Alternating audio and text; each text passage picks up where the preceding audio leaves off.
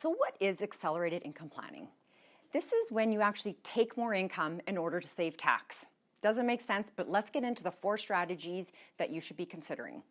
The 2 primary people that should, or demographics that should consider accelerated income planning are retirees, and secondly, when you have a spouse that works and one spouse that doesn't work.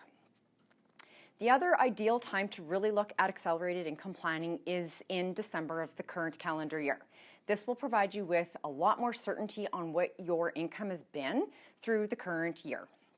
So let's get into the 4 areas. The first one is reviewing your income for 2024 versus 2025. If you know that you are going to need increased income in 2025 for whatever reason, a vacation, a purchase, medical, whatever that might be, it's important to crunch out the numbers to see if it makes sense to take part of the income in 2024 and part of the income in 2025, spreading the tax over those 2 years, therefore typically saving you tax overall. The secondary area is when one spouse works and one spouse doesn't work. Typically, again, it's going to make sense in order to have the one spouse as a dependent on the spouse that's working. However, you may often want to crunch out the numbers depending on what income you are anticipating that you are going to need in the following calendar year and see if it does make sense in order to pull money out of an RRSP account in the spouse's name that isn't working, or do you leave them as a dependent on your tax return? The third area is tax optimization.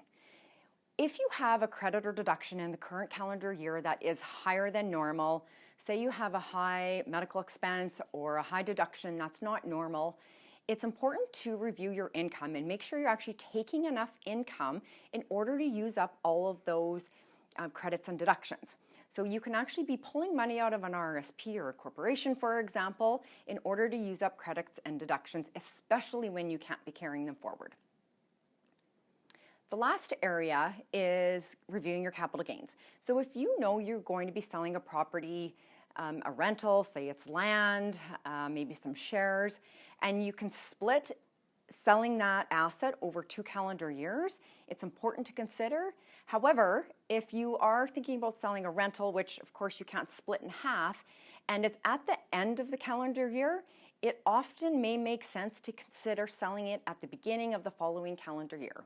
So again, making sure that you're reviewing tax now versus the following year and seeing if income accelerated planning is ideal for you.